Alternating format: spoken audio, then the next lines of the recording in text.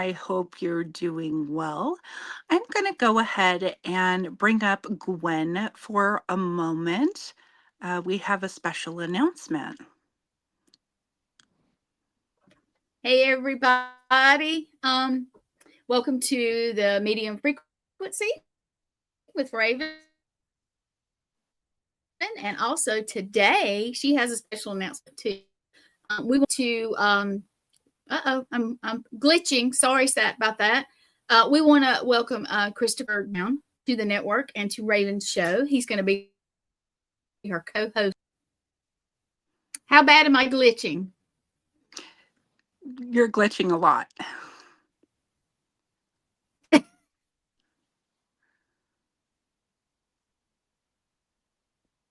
I'm glitching, but anyway, here is Chris. Welcome, honey. Hey guys. Hey. All right. Thank you so much for having me. We're so happy to have you on the show. Welcome to the network. To be a part of the medium frequency as my co-host. Awesomeness. So thank you so much. Yeah. Hello, Chris. All right. Hey, Chris. So who do we have today with us? We have Stacia Wills.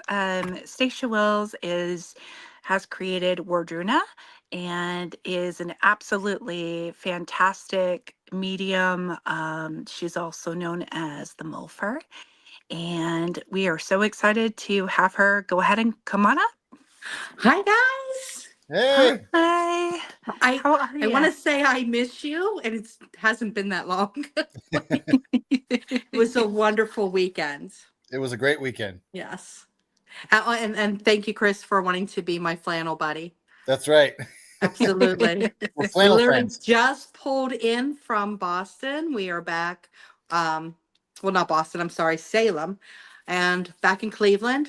You know, that's a almost 11-hour drive. So this is what you get.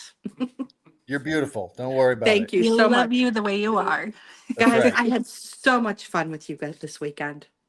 That's awesome. It was tons of fun. It really, really was. So, will you tell us what Wardrina is?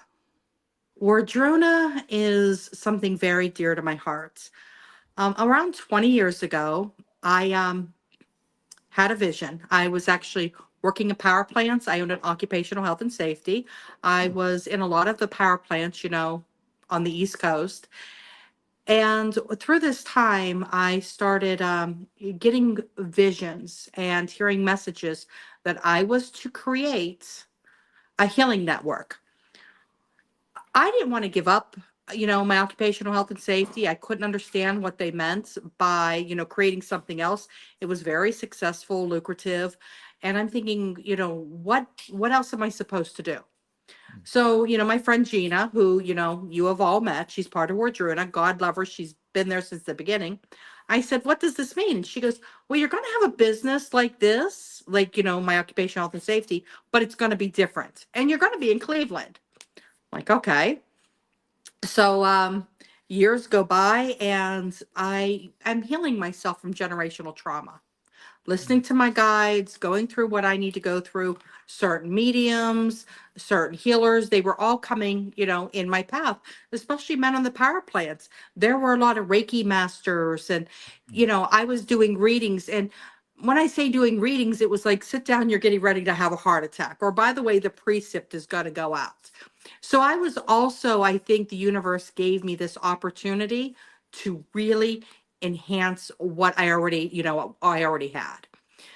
So Gina and I sat down and we understood what the message was. And both her and I had generational trauma. And with that, we built this network. What it was is what we were using to heal ourselves. And then we started implementing with other people. I started practicing it on people in the power plants. I mean, heck, I'm on an outage and there's 2,200 people and I'm the one trailer, one of the only few women on the power plants. And this is where the guys come. Red, my wife left me. Red, this is going on. Red. So it was one of these things where I started also implementing these healing techniques for these men.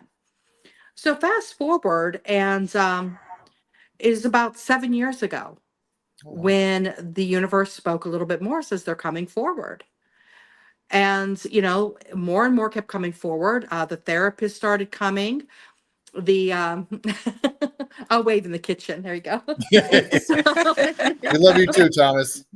so anyways, I started bringing therapists and different types of healing modalities and hooking up with people.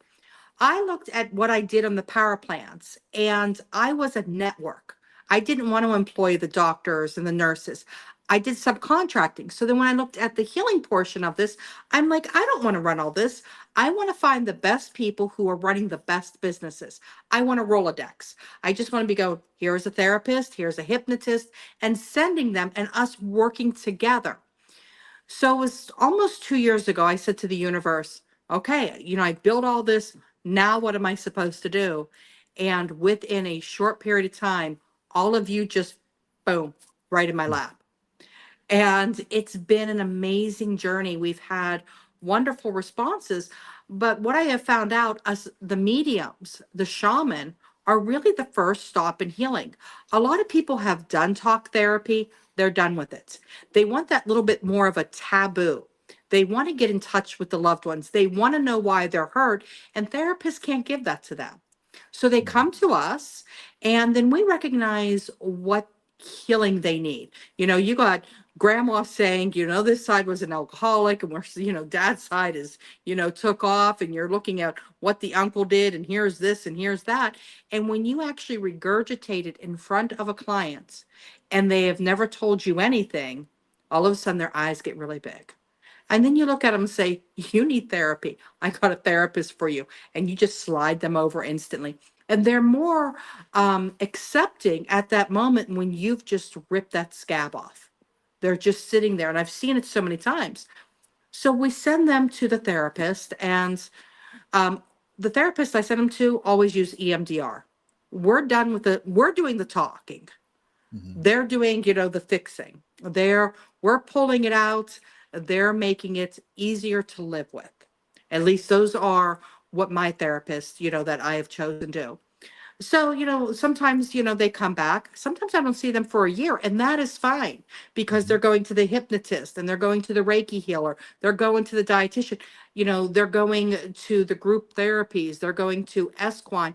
They're doing all these therapies that we built up. Sometimes it's a year later, they come back through the door and they're like, you saved my life.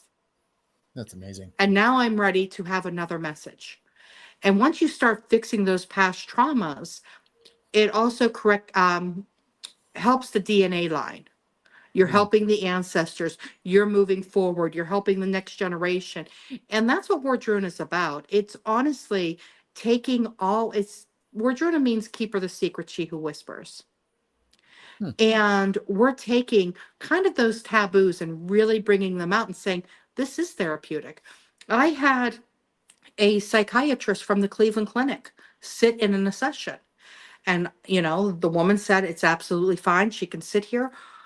Within 10 minutes, I read this woman and, we sat there for a whole hour. But what had happened is when the woman left, the psychiatrist looked at me and said, you got out in 10 minutes, what would have taken me 10 months. She goes, I've never seen anything like this. We have worked with a lot of veterans. There's the VA here sends us people. And it has been just absolutely humbling at times to see the healing. But this was completely built on my traumas. On Gina's traumas. We have a lot of hardcore family trauma that we needed to fix. And through what we were doing is the system that has been built. And it really, really works. That's incredible. Yeah, Thank you. that's amazing. That Chris, do you really have any is. questions for her? Absolutely. Yeah. So it sounds like you're talking about like, there's a lot of things that you personally needed to go through and deal with. And as a result of that, it created a system that helps other people achieve Correct. the same goals, right? Absolutely. Which I admire so much about Thank you and what you're doing. Like, I just truly think that's amazing. But I'm really curious as to like, you have all these different people that are in different modalities of healing, Yes, right?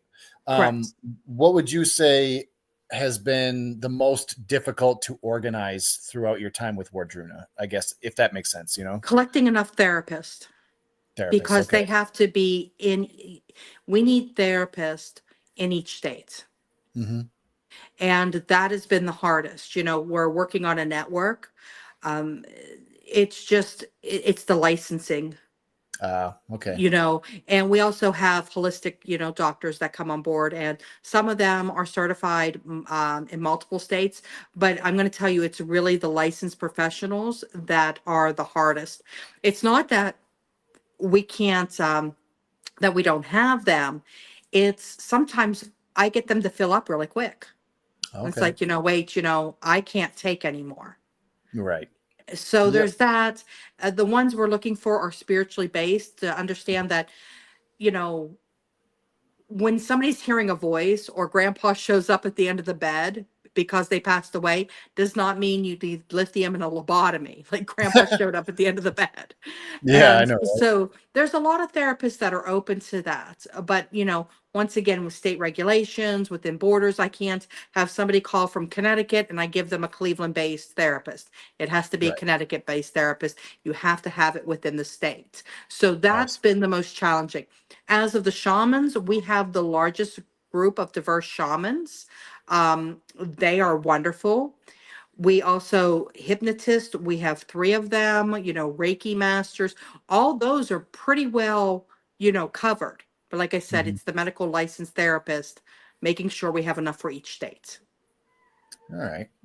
That seems like it's well, from what I'm hearing is like the licensed people are the most difficult to kind of track or nail down, right?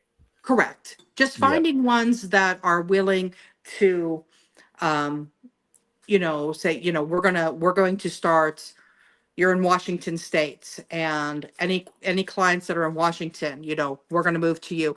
Once you find them, they're very receptive to it. But Nice. there's sometimes getting callbacks and everything like that. But I have a network, and it's been working. Finding people. It's like it's more. Maybe I've never had anybody in Nevada. So I say to my therapist, I need somebody in Nevada. She's like, well, I know somebody who knows somebody. And it's kind of that, instead of just going, oh, wait, here's this one. Here's your Reiki healer. Sure. Yep. It's pinning it down. But once you get the network to, build up, and it's building up quickly, I don't think it's going to take much longer. Nice. Thanks. So, within your own work and your gifts that you have, we do know that you're called a MOFer, correct? Is that Correct. the correct terminology? Can Yes. you explain to us a little bit about what that is and where that originates from? Absolutely. My grandparents came from the Carpathian Mountains. They came from the Kievan Rus portion, a little section in Ukraine that everybody likes to always fight over. That's the spot they came from. So, a Carpathian Rusin is a very small indigenous Slavic group. They are known for their gifts. They're the mountain people, and the Mulfors were they were the shamans of the time. So anybody would go to them for healing, deliverance, whatever it was. And it was a special gift known by these people. It used to just run like only males could be it. And that really broke away, where the females now more do it. It isn't that the females had the gifts, but a lot of things, you know what I mean? Only the men are allowed to do this. And, so the females really have jumped forward. They're hard to find because they are in the mountains. Also, Rusins, there's less than 1 million of us left. There's only 120,000 of us identified Oh, wow. because of the persecution of this small Slavic group. They, from the turn of the century, last turn of the century, they came here into the Pittsburgh, Cleveland, Reading area, and small group went into Oklahoma, which was my family. You could actually track these people. Then they came back up into the Pittsburgh region. I now moved to Cleveland. There's a lot of Rusins here. There's a lot of Slavics here, which I love because my license plate says Mulfor and they track me down. I'll get Croatians who will follow me into a parking lot and say, are you seriously a Mulfor? Haven't seen one since we left from the war. Oh, wow. Yeah, so it's a Mulfor is a shaman, and that is what they're called in Ukraine. In Poland, they're called wind whisperers, but it is still all of the Rusin line. But it's basically a mountain person who's a shaman. They're healers. That's fascinating. Thank you. I'll Now, send you how an far? article. What's that? I'll send you an article. Yeah, please do. Yeah. How far back in history does that go? Like, how far can you trace back that the Malfour Um, lineage? I guess, for lack of a better so phrase, it's always been. always been. We're called the people from nowhere. They don't quite know exactly where we came from. Interesting. All right. It That's yeah, it's interesting. very, very interesting. Um, like I said, it's a very small group. Some Slavs don't even, know of us. Huh. That's how, because they think of us because we're in Ukraine or we're in Poland. They want to say you're Ukrainian or Polish, and it's really not. It's kind of like the Amish of the Northern European. All right. It's stretched over a mountain range, but it is actually a distinct group. Then they spoke 5 languages. Holy Um, cow.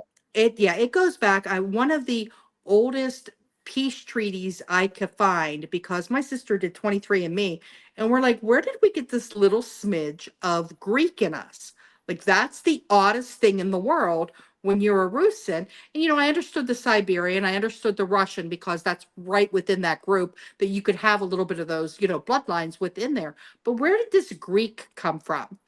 So we started looking it up, and it was like 790 AD. The Greeks and the Rusins, under the god Velez, signed a peace treaty for Mesopotamia. So apparently a Greek slipped in there somewhere, but I can trace it back to even pagan times where they were Wow. signing things under the god Velez. No kidding. Wow. Yes. But where they originated from, it's they have theories, but it's hard to say. There was one theory I saw that they came from Iran. The little Ukrainian Pasanki eggs were the ones who do those. And they were supposed to have magical powers passed from mother to daughter with talisman. And they said they came from King Solomon. We're called the people of the God, the gods. And then, some say it's from, the white coats. They never pinpointed it down. It's always been a slight mystery. Huh. That's really interesting. That is Wow. really interesting. Yeah. Thank you. Okay, so let's talk a little bit about your first paranormal experience. What was that like for you, and what happened? Oh my God, I'm going to tell you, it's always been there. My house was very haunted growing up. When my great grandma, my Baba, passed away, I was almost 15, and I was at that point one of 101 grandchildren. So there were always dead relatives passing through the house. I mean, it was always just a party. The family was so huge. I have to tell you, I don't remember a time without a paranormal experience. Does that make sense? Like, I All right. can't really pinpoint. I mean, I can give you, something scary, that I went, oh, that wasn't good. But paranormal experiences, it was always just a thing. That's interesting. So Yeah, it's always been something that's been like second nature for you almost. absolutely. I don't remember a time not having these gifts. I mean, when I was in my 30s, things were playing out what I predicted when I was 4 years old. Holy cow. Wow. Yeah, so I mean, like I said, it's always just been a thing. It's a bloodline. Now, I'm the Mulfor of the family, and I'm also the generational curse breaker. So when I always say my gifts tend to be the creepiest, there's mediums, there's a lot of people who have got intuition, they know when to pick up the phone. I'm the Mhm. creepy one, but I was also the curse breaker. So in my family, they either love me or they hate me. And if they Mhm. hate me, it's because they're up to something. They don't want to deal with me. Well, it's funny. You said you're the creepy one. Like, what do you mean by that? Well, Like, I would be why? sitting there as a kid and go, like I would look at my mom and say, the phone's going to ring and it's your sister Barb. And all of a sudden the phone Oh, would okay. ring and I'd Yeah. just look at her and she'd go, hello, Barb. And I go, yep, that was it. So I could always Right. just, I would look at my mom and say, for example, when my mother was sick, I was taking care of her. And I walked into the back room and I looked at my dad and I said, the ancestors are here to take mom today. Somebody in the family died. And I told them that, no, she's not going today. He goes, what? I said, somebody in the family just died. The phone rang and one of the great uncles passed away.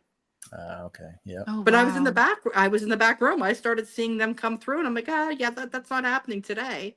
You can go now. She's Jeez. going to be here a little bit longer. So that's what I'm saying, like the creepy one, Yeah. I just Yep. had an experience here a little bit ago. I was sitting and I'm having a cup of coffee. It's like 5 o'clock in the morning. And I went, oh, wait, Ron, you died. Oh, well, shoot. I'm like, when did you die? And I start having this conversation. I Googled it. They literally just put his obit in online an hour before that. Oh I'm Oh, like, man. wow. oh dear God, Ron, you're not even, cold yet. Okay, hold on. Yeah. What's the message? Yeah. So No he kidding, started right? telling me to contact his daughter, and her and I were really close growing up. And I haven't spoken to her in, probably 10 years. So I thought he was in a nursing home. I didn't know she took care of him. And I just reached out and said, hey, here's the message. This is what your dad is saying. This is what you're going to hear and see in the graveyard, during the ceremony. And she called and she's like, thank you. That meant a lot to me. She goes, you were dead on with everything. And then she messaged me and goes, I heard that bird and saw it at the graveyard because it was a specific bird, I told her. Mm-hmm. And I said, it's going to land right there. You're going to see it, and it's going to make a noise, and that's your parents. So that's what I mean by the creepiness. My Mm-hmm. mother was also pretty good. The only thing is my mother was very mentally ill from her abuse. She did not know how to. It broke her, and it was really sad. Mm-hmm. But my mother was always the one that went and took care of everybody until they died. Now I understand it's called a death doula, but my mother and I would always go and tend to everybody. They would die and cross them over. My mother was also the one that did all the house clearings. And it wasn't just, for the relatives, it was for everybody around. My mother was, an herbalist. She taught me so many things. The only thing sad about my mother is she couldn't heal herself. And that was the sad, part of it. Her and I butted heads, and the things that I saw I didn't like, I made sure I didn't do. Yeah. And the things that she was still hushing in the family, I was then calling out. So it's like each step, you know what I mean? Each generation gets more and more and more. And I was the one that kind of stepped up and said, this is enough. A Yeah. lot of, a lot of fighting, tears, but that's what happens when you're breaking abuse. Yeah. And, I've made peace with my mother. I know she's on the other side doing amazing. And, I had to heal myself from that also. That was another part of Wardrina. The last 10 years of Wardrina is when my mother passed, I didn't shed a tear. I was just like, okay, I took care of her, did my thing, we're all good. And it was like 6 or 8 months later, a memory came up. And then I'm like, I don't have anybody to be mad at. I'm sitting there going, who can I be mad at? She's gone. And then that was another part of my healing, is sitting there trying to figure out how to fix that memory when I can't be mad at somebody. Right. And I've already forgiven them. So Mm-hmm. that's a different part of healing in itself. So there was a whole new layer I had to go through. And it's been an interesting journey. And that's what I tell people. You're never completely fully healed because you will touch back on it. It might be lighter. It might just be a tiny little ping, Right. but you're healing those. I always just say that generational DNA, you're just fixing it the whole entire time. Yep. I could see that. Yeah.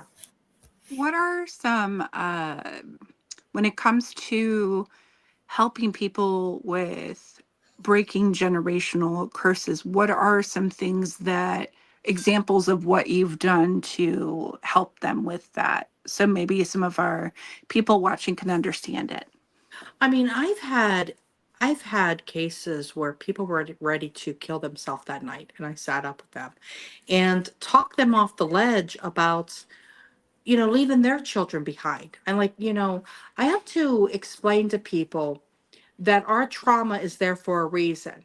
And it is who we are, but we don't let it identify us. It's to make us stronger. It is because somebody along the way is going to come and they need you. So you take that experience and then you can sit and heal a person. I've had all different types of trauma in my life. Being a shaman, you tend to go through, a lot. And I said, I've seen way worse than what I have had, but I've had a lot of different things. But when a client sits down, I can hold their hand and say, I have you. I understand that. I have had people who've walked through the door and I looked and they've been raped at that moment. Knowing and how to get them the help. Or they're sitting in front of you and you pull out the trauma and they just look at you and they said, I never thought I was going to talk about that. And just sitting with them for an extra hour while they cry, we all need to make money. But sometimes you can't charge for every minute. That's Mm-hmm. not what it's about. I always Right. say God's going to keep my lights on and food on the table. Mm-hmm. But you just can't shoo somebody out the door. I've already had clients where it was so bad, I actually had to call my clients behind them and say, I have to reschedule you. I have a crisis situation. Yeah. But Yeah. being able to recognize the trauma that they have and having the resources. I've been able to call AA and sponsors right at that moment. I've been able to call, crisis right at that moment. I've been able to call therapists right at that moment. You're only as good as the resources you have. And that's why, we created Wardrina. All of us as healers, we're going to get those cases. But what are you supposed to do? Just push them out the door? Right. Right. We're responsible for that because they came to us. We Mm-hmm. accepted that offer. But, that's how I treat every client that comes in. I get a feel for them before they come and I know what's going to happen. Then they sit down and I start preparing them, but I never let them leave without proper resources. That's awesome. Yeah, I mean, it's up to them to call the therapist. I mean, I'll Well, check in. sure. Did you make an appointment? I did make an appointment. Very good. Mm-hmm. Did you do this? Or they'll say, hey, I went there. Thank you. But it's all about having the resources. Yep. That's the whole point of this program, is making sure when they come to us, because we are, how do I want to say this? What was before is taboo with mediums and all that. It's not taboo anymore. It's everybody's going on the spiritual path and they're looking for answers.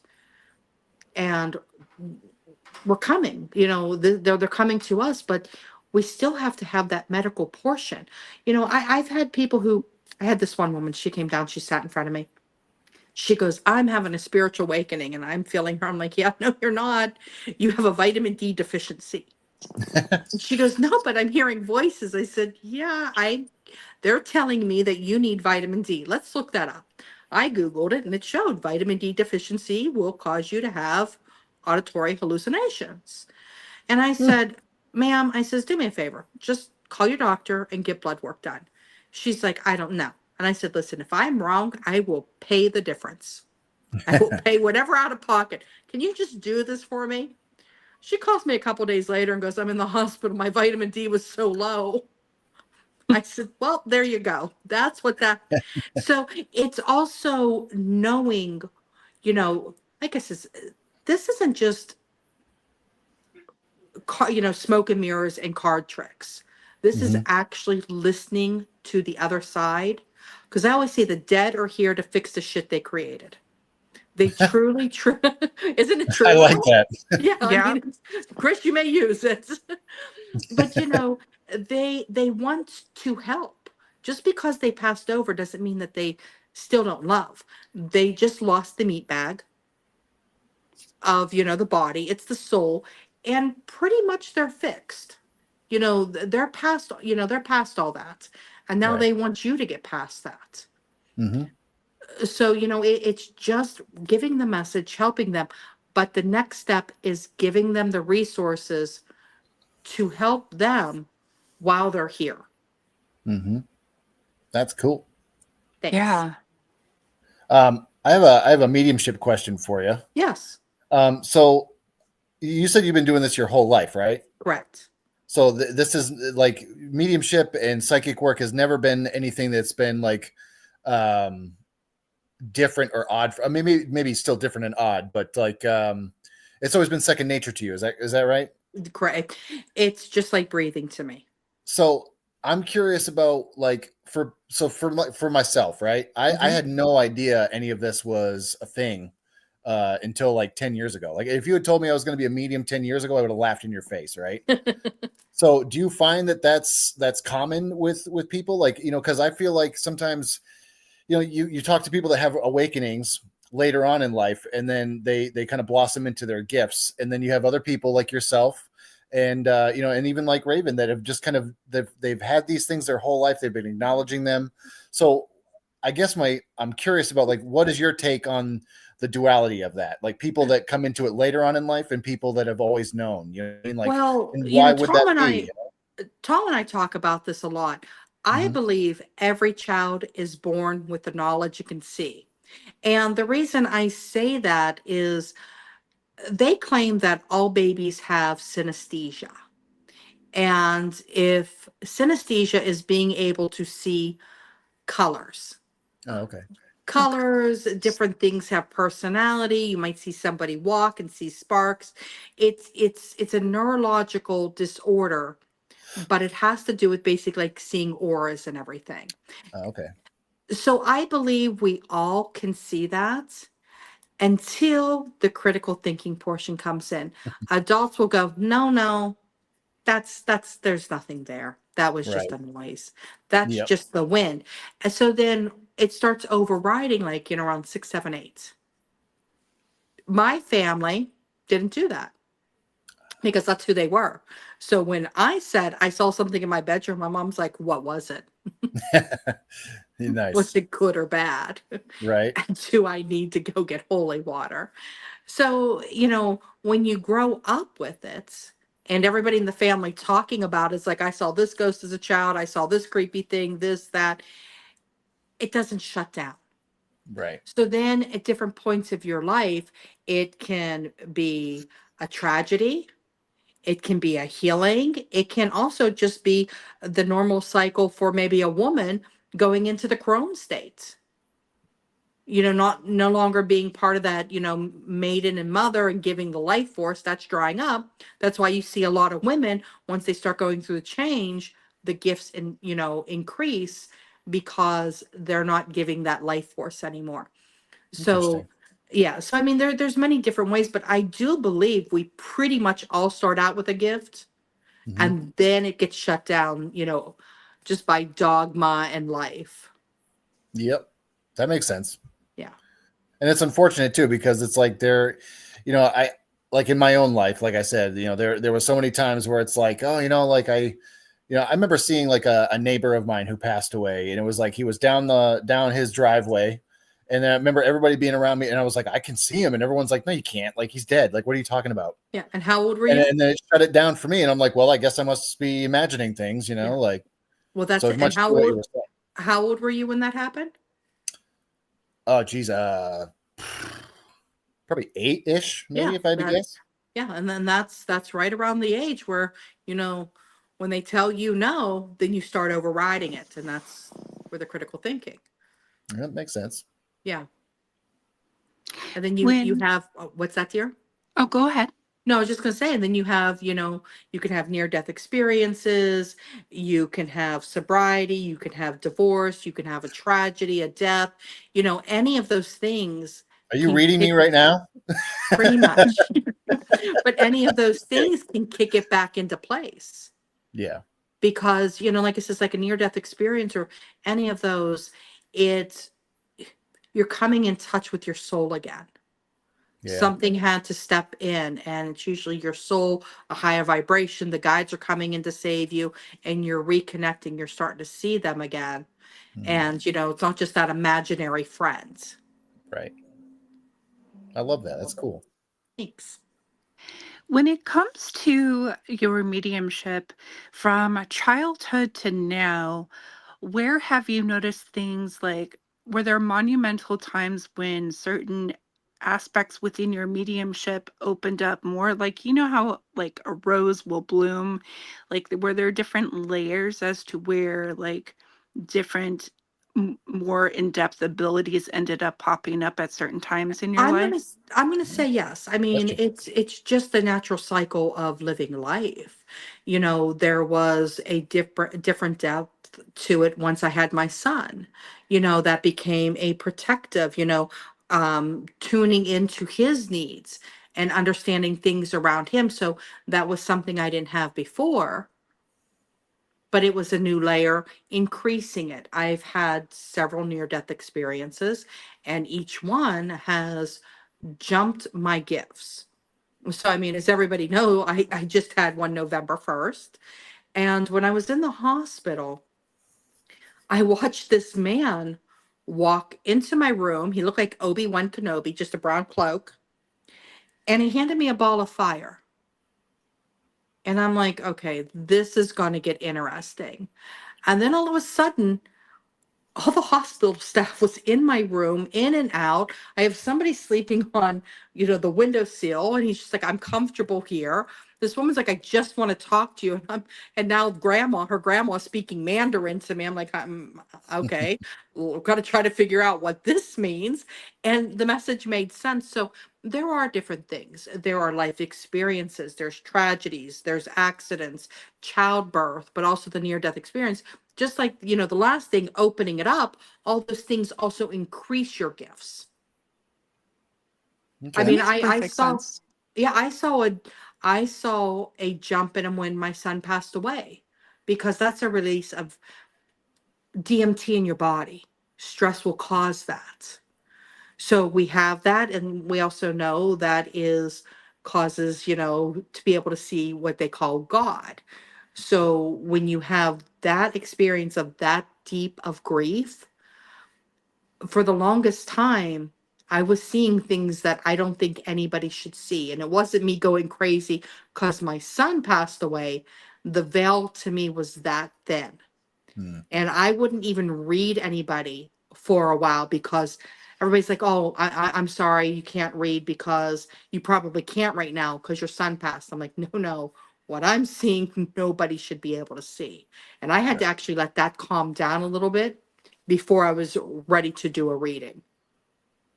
Makes sense. Yeah. Now, we do have a question from the Yes. audience. From your opinion, do you think NDE, near-death experiences, and night terrors are the same or similar from your perspective? What Good night question. terrors and near death? Mm-hmm. Two different things. Mm-hmm. I would agree with that Yeah, too. two different things. A night terror is that can be categorized under several different things. You can be having a trauma that you're reliving at that moment. That can be astral projecting. You can have spirits come in. There's all different things. A near-death experience is literally you dying for a moment and being brought back. So it is two different things. Mm-hmm. Nice. I got a question on the topic of near death experience. Um, as I've been working as a medium, I've Yes. connected with a lot of people that like have died from suicide or overdoses and things like this, Yes. right? Not one of them has told me that there has been a purgatory or a waiting period. They say every single person has said I've gone right to the light, which is awesome, and I love that, right? Yes. But I have to ask you this. In my personal life, I've had a near-death experience where I overdosed, right? Yes. And I went to a place that felt to me like more of a middle ground, a waiting period. It was all darkness. I was aware, but there was nothing else besides that. How would you explain that? I And always call what do you that the think that was? I think I do call it purgatory. I call it the hospital state, Okay.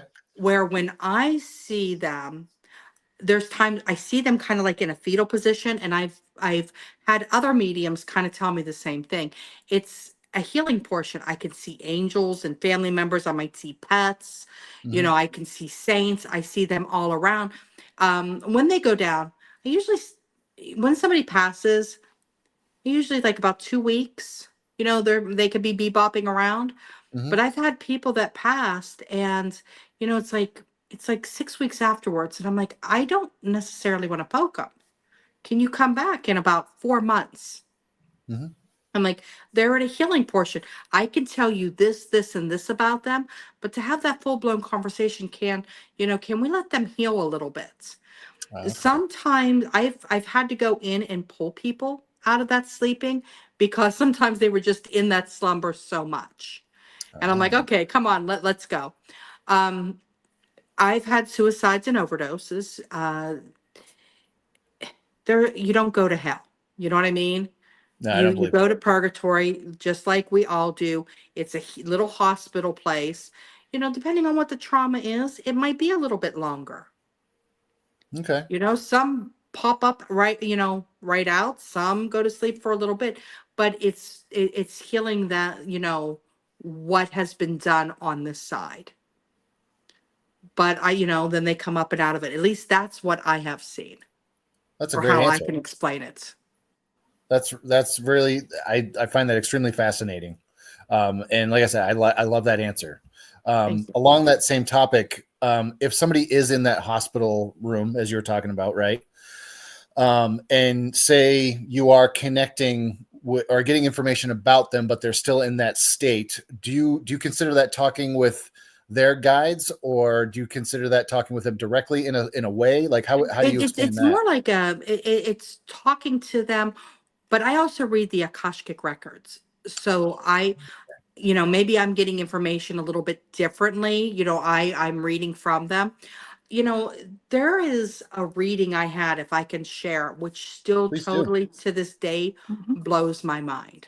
Mhm. I'm still trying to wrap my head around what this reading was. So there was a tarot reader who had a tarot party with this group of women, and she calls me and she goes, I need you to talk to this woman. She wants to connect to her late husband. I said, yeah, not a problem.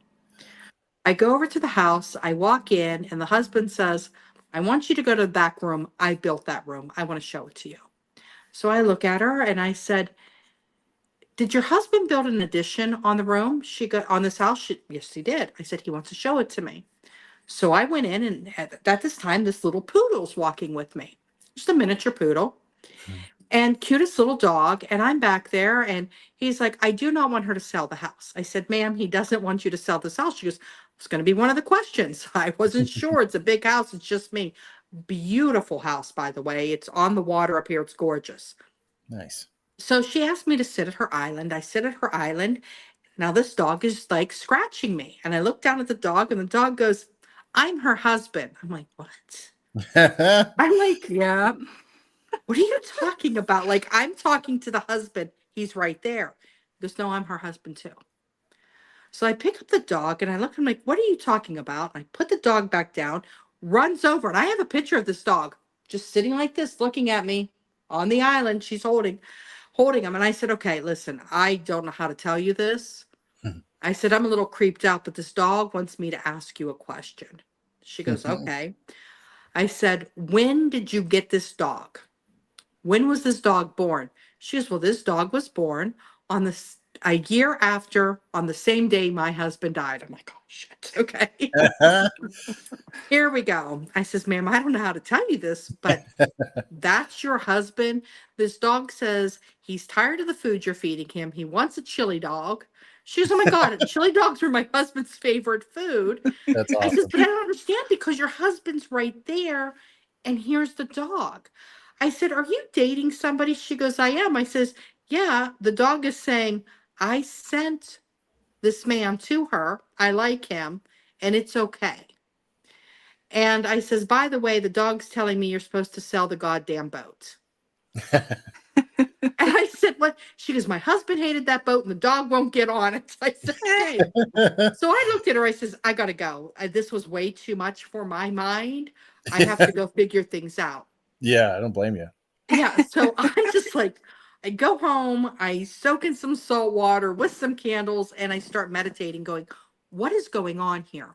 And how I see the creator is this beautiful kind of opaque mother of pearl, just like I don't know. It's just kind of. Do you ever look at gas on a puddle, that rainbow Yeah. flowy thing? That's how Yeah. I see like this massive creator. Oh And I wow. watched this little puzzle piece come down and it hit a human. And it went back up and then it came down and hit a dog. Then came down and hit a flower and came down and hit a blade of grass and it hit a ladybug. And I said, "Oh, the consciousness is collecting experiences. That makes sense." Yes, I was just like, did this really just happen? And then right after that, I had a reading at the really good clients of mine. They brought me over through a huge party. This big dog walks in. And I said, "What's the dog's name?" They told me, I'm like, "No, no, that's not the dog's name. This is the dog's name." They go, "Wait, that's our uncle that passed. We got the dog right afterwards. And I always said that was Uncle so and so." So I'm like, okay, this makes sense to me that our souls collect experiences. Definitely. Yeah. Yep. So when you're saying about talking to somebody, yes, it's the soul that we're talking to. Does that make sense? Even if it goes into a rest state, Yep. it's kind of like this overall consciousness that we're talking to. That's That's why you can still, when you talk about reincarnation, how we're still able to connect to the soul, but maybe the soul still maybe having a new experience. Hmm. That's that's how I awesome. saw it. Well, thank you. That confirms a lot of things for me as well. I don't know about you, Raven, but like that's cool. Oh, yeah. I always like. Have you ever seen Harry Potter? You guys, either of you? Yes. Yes. So Huge you know Harry how, Potter fan. and I'm not connecting, the evilness of Voldemort to anybody, but for the sake of this conversation, I just want to, we always his Horcruxes are in different things. Yeah. I always felt that our spirits could do that with different things, and that's why we were able to connect on different aspects of people in different Yeah. states and times and things like that. And Well, so I what you agree. said kind of connected that for me in a way. Yeah, and like I said, if it wasn't for that little poodle, I probably, and going, I would, how I'm gonna tell you, I was really questioning my sanity at that point. And I don't blame you. yeah, I mean that was mind blowing. That's a But doozy. I just went home and I meditated and I just asked them, please explain this to me. Like, I felt so crazy at what happened, but the dog is telling me things that only her husband would know. Right. And so to me, it answered a lot of questions. It helped me a lot. But still, I'm going to tell you, it still confused me a lot. I'm still confused by some of that. I So have many a things we don't question. know. Yes, honey. Um, there's this saying, and I know what I believe, but I always love to hear what other people think. Um, there's this saying that we travel in soul tribes, and we, in Yes. each lifetime, sometimes our, the relationship that we exist in that lifetime stays the same, but sometimes it shifts so that we can have a different kind of experience with someone that we've had in a previous lifetime as a different kind of relationship, whether it be family or someone that we um, have a soul bond to or have been in love with before. What are your thoughts on that? Oh, I absolutely agree. My one ex-boyfriend, the first time I met him, he was a union boss, and I met him, and he just threw his hands up in the air and started laughing and says, "There you are." And I walked in, he didn't even know what I looked like. I knew I was supposed to meet somebody. And he's just like, "There you are." Mhm. And we completely just hugged. We started dating, which we shouldn't have because it wasn't what it was meant to be. We ended up just being divorce buddies and still friends to this day. But it was that soul, recognizing. I mean, the partner I have now, when we met for the first time, we hugged and I said, "I've missed you. I've never met this man in this life." I pulled back and went, "Oh wow, that was odd. Hope he doesn't think I'm weird." But he's really cute sitting right there. Weird. Gloriously weird. Gloriously weird. That's right. But you know, but no, I do believe that because both of our best friends recognized that we were in past lives together at that moment. So I do believe that we come at different stages and we do have soul tribes. You know, Raven and I, you know, you and I connected on that, which is a very beautiful experience. You know, it's kind of a dance that we do. And, you know, it's almost the same story, but, you know, it changes a little bit, you know, each time. But, you know, I do believe that we find each other and we have to heal things and grow things. But there are many a times I've had that moment of, oh, I know you. And you just connect. You can walk past somebody and you don't even recognize them in life. But all of a sudden your neck can snap and both of you just look at each other. That's that soul connection. Mhm. Sometimes they're just meant to be there for a second because there's just something small that needs to be healed. Sometimes they're forever part of your life because they're meant to be forever part of your life. So that's where sometimes people get stuck in bad relationships because they want to overextend that connection because they had it so deep at the beginning that they make it toxic. Does that make sense? Oh, Yep. yeah. Oh Yeah. yeah. So, Yep. I mean, yeah, just because it's a soul connection, sometimes they don't always last. It's only supposed to be a moment. And if you start making it toxic, well, then you're going to have to fix that in your next life. I would agree with that. I That makes think sense. that makes sense to me anyway. Yeah, for sure. And clearly, Chris and I have a soul connection with the flannels. That's right. It's not just my love of 90s music, you know. You know, absolutely. What year did you graduate? Me? Yes. 02. Oh God, he's a baby. Oh my God. Don't talk about 90s music and tell me oh 02. Don't let the gray hair fool you. No, you get to wear flannels and talk about 90s music if you graduated in the 90s. I grew up in the 90s. I mean, I could still like it. Yeah.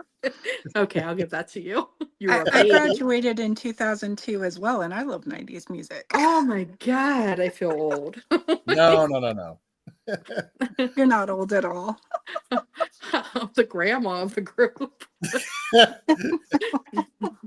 No. That's great. Well, so on a unmetaphysical related topic, who's your Yeah. favorite 90s band? Oh, oh my I know. God. It's a loaded question. There's so many. You know, yeah, I know. You know, and let me think about that. There's so many, but I'm going to tell you, like, I was just talking about Lincoln Park. Okay. You know, yeah, I just like, yeah, I don't know Yeah. why you know, they've been on the radar for a while. I like music, so it's really hard to say, like, pinpoint one. I go back 80s and 90s. Everybody's gonna laugh who's watching this that knows me. Salt and Pepper. Ah, Yeah, Salt and Pepper. they're a that's classic. awesome. They are. They are classic. I walk around and freestyle that all the time. It was funny. For the longest time, I was a fan of Slick Rick. I really liked him. Like Rick. Okay. Yeah, Oh, man. there was some really good bands. You know, Tom and I were just talking. Some of them was so stupid silly Oh, yeah. that you're like, I wonder if they regret that now. So Yeah. They look back and they're like, oh, man, that's painful. Gwen's, yes, salt and pepper. Gwen, you and I are gonna freestyle that next time. Shoot. So, It was funny. One of my, well, I gotta say it was more grunge music, but one of my favorites from the 90s was is the Alice in Chains. I mean, they just solid band, you know what I mean? I remember my brother had a absolutely. CD. He was more into hip hop at the time, and he had Yeah. the album Dirt. And he hands Yes. it to me and he's like, take this garbage. I don't want it. As soon as I put it on, I was like, oh my God.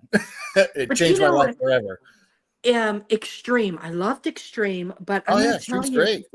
one of the groups I loved in the 90s and still love to this day were the Cranberries. Yeah. Yes. Yeah, the Love Cranberries. the Oh yeah. Cranberries. One of my favorite groups.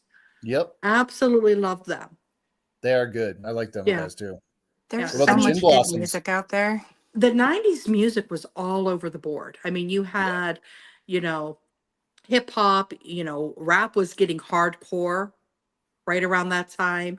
The hair bands were just hanging on by, the skin of their teeth. Then you had the whole grunge thing. You had that emo, coming. Yeah, it was all over the place. Yeah, yeah. You got to give it up to the Gin Blossoms, though. They were great. Oh, the Gin Blossoms. Okay, see, yeah, just some really good music. I worked at a radio station Oh, in the cool. 90s. Yes, so that was a lot of fun. Hell yeah, that's awesome. Yeah. So I'm going to admit something. Back in the What? 90s, I did like Boys to Men, and I did like Oh. NSYNC, and I did like Backstreet Boys. Okay, Backstreet Boys, you are no longer my friend. Boys to Men, you had to give it to, Belle Biv DeVoe, Boys to Men, ABC, BBD, let's just go back. The East Coast Family. I I'm mean, not gonna I, lie. One of my guilty pleasures was Ace of Base back in the Oh day. my God. You know what? Okay, so I'm going to tell you, Ace of Base came up in my head, and I thought, I will not admit that. I did it for you. Oh, also too, and maybe this one's ringing in your head too, but ABBA. I'm a big ABBA fan. yes. Okay, we were Not just gonna listening lie. to ABBA on the way home. So my grandson he's 6, and he's so into music. And here not too long ago, I was driving, and he goes, yeah, put some Aha on. I'm like, what? So we're Aha's a driving good little band bit- too, though. They're Yeah, from the 80s.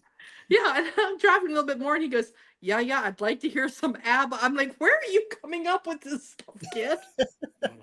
He's an old soul. Very much an old soul. That's awesome. But yeah, I can't believe you brought up Ace of Base, because I was actually thinking that. I'm like, I will not admit that. That's like, what, 1996, 97? Right around there? Maybe even earlier, that maybe even 93-ish. I don't know. I remember being very much. I would sit on the playground. I remember and being like, "Oh, that she wants is another baby." Sitting on the playground. I I'm had not a my good kid singer, in by a the way. car seat, and he liked Ace of Base. You're sitting in mulch, and I'm changing diapers. So Oh, another question, as far as like when you go on paranormal investigations, like long ones, what are your favorite snacks and drinks to bring? good question. Okay, so electrolyte waters. That's as in eating, I really don't. I'll eat beforehand, but electrolytes, because I get drained so easy. Paranormal investigating honestly was never my thing. We did the house cleansing and everything, but I went on my first paranormal investigation a year and a half ago. Really? I nailed it, and I'm like, okay. And then, I was thrown on a show, and I nailed that. I've done several since. People have asked me to go, and I've shown up, but it's not my thing.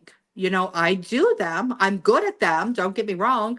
I drive out to Connecticut now to do them for the shaman and the showman for Tom and Charles.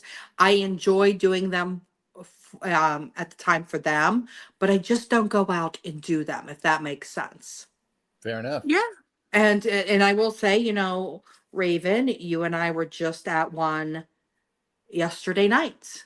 Mm-hmm. And well, yeah, Saturday night we were at one, and it was interesting. It was at the Satanic Temple, and things popped up where the shamans had to get together quickly and get rid of what was there. So it was, you don't understand. People don't understand. They can open things up. And, I want to educate people more on that. I know Tom wants to. Raven, I talked to you. Not everything is a demon.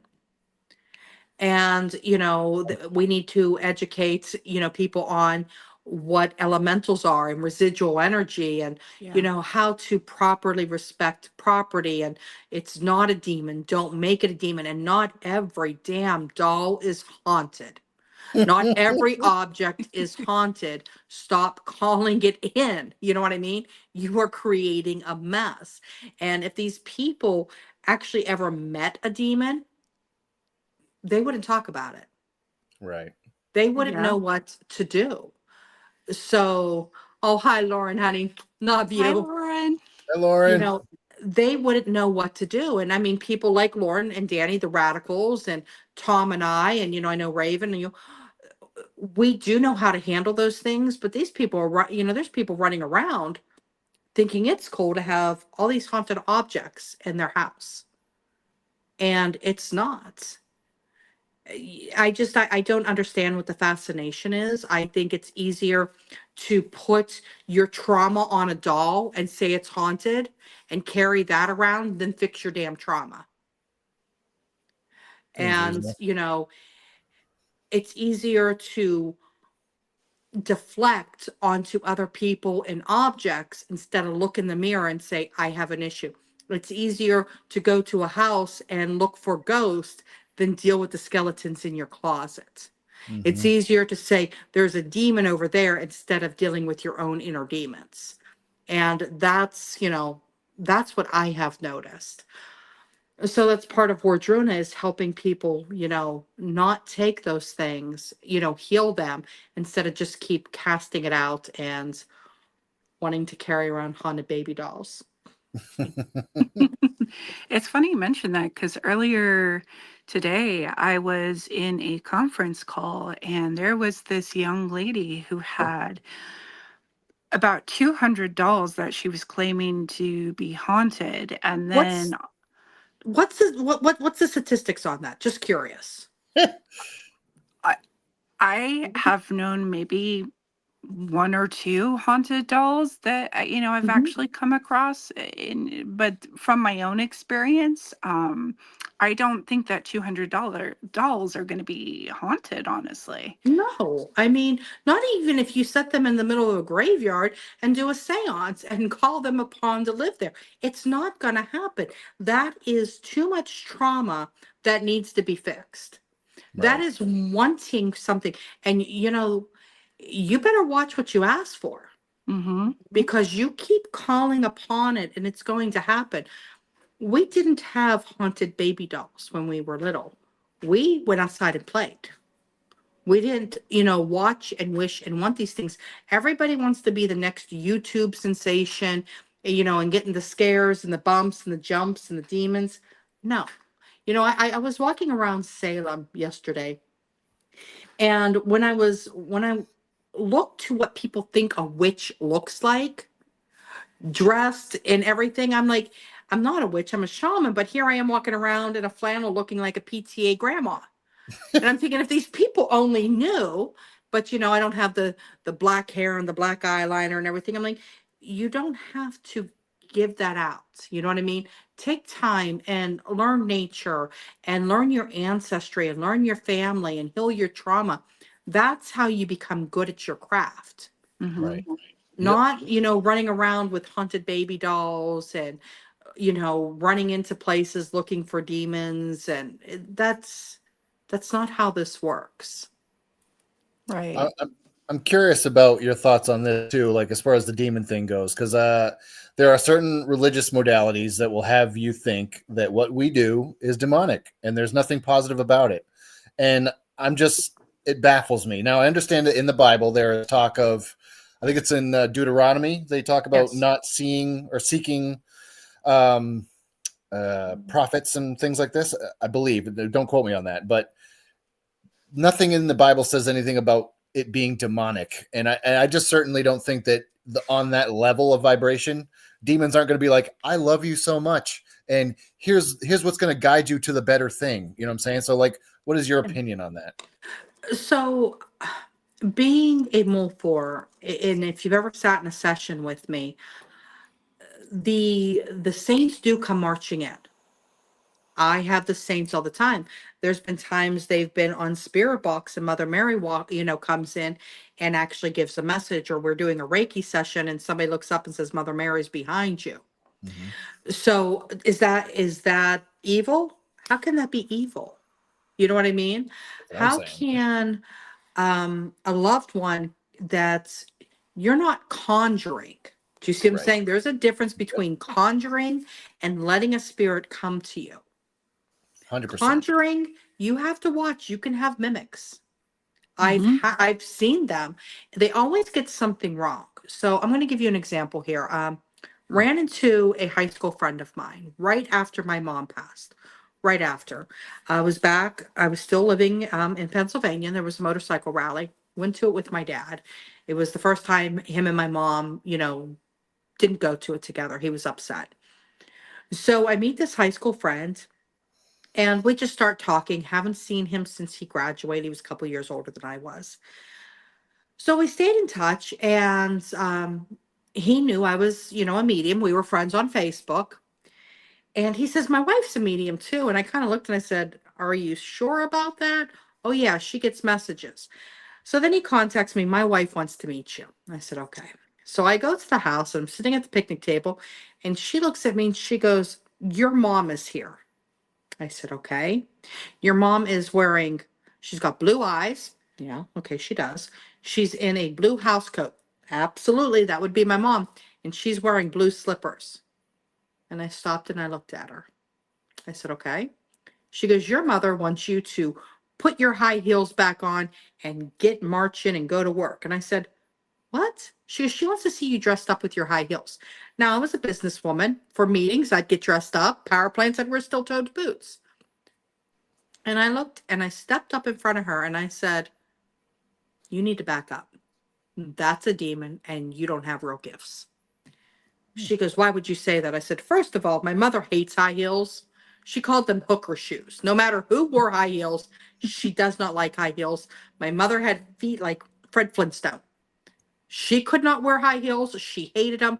Don't give me that. Another thing, my mother would not put slippers on her feet. She made sure we promised her we would not put socks on her feet and we would actually pull the covers back in the coffin so nothing touched her feet. I said, so whatever's feeding you information, you need to leave me alone. So when you conjure things, you always have to understand if it is not real, they'll have a detail wrong. Does that make sense? Mhm. You got to watch for those small little details. So if somebody sits there and goes, oh, that's not correct, or I saw that, but it had this, more than likely it's not a good spirit. Do I think it's evil? Absolutely not. But I'm not conjuring. I'm letting forth what comes. Does that make sense? Totally. I do not believe giving messages from the saints are bad. I do not believe giving messages from the angels. I also believe in the deities. Everybody knows that. Even though Jesus is my highest go-to, I believe, the layer of deities or the gods are real. I believe they were tangible. So I do believe in that, and I've given messages from them, but I do not think it is evil to give messages from loved ones. I absolutely do not. Me either. No, I Either. don't. I think in the means of how you do it can be, if you're conjuring, Hmm. if you're lying about it, if you're fake, if you're where are you getting your message from? I mean, there's a lot that goes into being a medium. There's offerings, there's prayer, there's meditation, you know what I mean? There's respect to the ancestors. I mean, a good portion of my day in my head, I'm in prayer. Always protecting, always praying, always giving, always, there's charity work. There's so many different things that you have to do to keep this gift whole and, true, if that makes sense. You just can't Totally. always take from it and expect to be paid and stay in a good light. Hmm. Good answer. Thanks. That's an awesome answer. Thank you. Well, we are past our hour mark. I see that. Yeah. Time So flies when you're having fun. absolutely. So where can people find you or reach out to you? They can go on Facebook under Wardrina, Stacia Wills. We also have a website that is wardrina.net. But if you message me on Facebook, it's, I get back to everybody really, really quick. So that, Awesome. Yeah, that's probably sometimes right now the easiest way Mhm. to, get a hold. But yeah, I mean, you're looking to heal generational trauma, like I said, there's a whole network of us and, including, you guys. But I will tell you, even if I feel a client's not right for me, I won't keep them. I will pass them to the right practitioner to get that person help. This really isn't about who's the most popular, whose names in lights. This is all about healing the nation. This is about raising vibration. This is about the we and not the I. This is about love. Life is too short to have all of this in our life. And we just need to live life to, our best ability. If you don't like somebody, just walk away with respect. Mhm. You can say your piece, but you don't have to have conflict. Right. Absolutely. Yeah. Agreed. Yeah, but if you go under Wardrina, if you go on Facebook and go Wardrina Stacia Wills, that's where you can find me. Amazing. Awesome. Thanks. Well, Chris, is there any other questions you'd like to ask Stacia before we go ahead and ask Gwen to come on up? There is a ton of things I would love to talk to you about, but unfortunately, we don't have another 3-5 hours to go. But You can call me, Chris. sounds good. I will pick your brain even more, I think, And going she forward. will But, come back on the show. yes, please. Please do. Yes, she will. Yeah. She's Absolutely. like, Gwen, don't tell me what to do. No. Hi, Gwenny. From me, I truly appreciate, and obviously I can, I'm not speaking for everybody else, but I can assume I really appreciate and value your time. You know what I mean? Thank you. And the answers that you gave really kind of opened my eyes to a lot of different things and just kind of let me kind of see things in a different way, which is super cool. I always love learning from different people who have been doing this a long time and just are as knowledgeable as you are. So thank you so much. Thank you. For those of you that don't know, Stacia is my magic mommy. And I highly recommend anybody that's wanting to work through any of what she can offer, do it. Thank you. Agreed. But I just wanted to thank you so much for coming on the show. I know you just got home and must be very tired from traveling all the way back Yeah. home. 11 hours. Yeah, it's, but it was a fun trip. We sang. I'm a horrible singer. He's an amazing singer, but Did you not hear me earlier? I can't sing for shit. So well, good. I told Tom, listen, I like to sing. I don't care how bad it is. I know that, Mr. Nashville over here can sing. This is just how it's gonna happen. So God love him. He lets me bellow out my horrible voice, and it was a lot of fun. that's amazing. All right, guys. I'm gonna pull Stacia down, and I'm gonna go down here, and I'm gonna let you guys close it out, and then we will play the outro and go. And this is our first show, so I'm kind of telling them how it goes. So, thank you everybody for watching. Stacia, you have to come back. You have to come back. Bye, guys. Take care. Get some sleep. I am. Bye, honey. Bye. All right. Wow, that was fun. That was super fun, right? That was awesome. Yeah. So next week, I believe we have Jeremy Cotter coming on the show. That's going to be a good show. That's going to be a good time. Yeah, that'll be really good. And thank you so much for joining me as my co-host. I'm super excited to be doing this with you. When you and Gwen approached me at the Salem Con this past weekend and asked me, I was beyond honored. Like, I'm truly like grateful and honored and just, I was kind of like, holy shit, me really? Like, so this is going to be, I'm super looking forward to it. And I think this is already a good thing. So thank you for that. And I'm looking forward to it. We ambushed you, she says. Yeah, we totally did. It was worth it. I love it. I was just like, am I in trouble?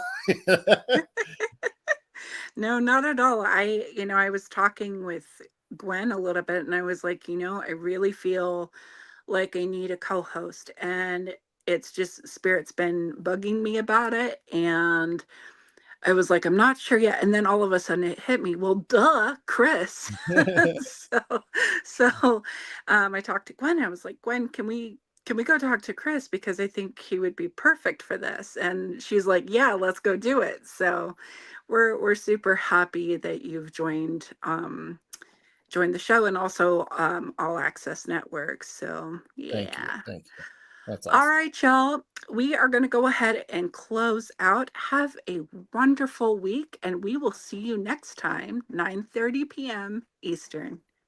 Good night.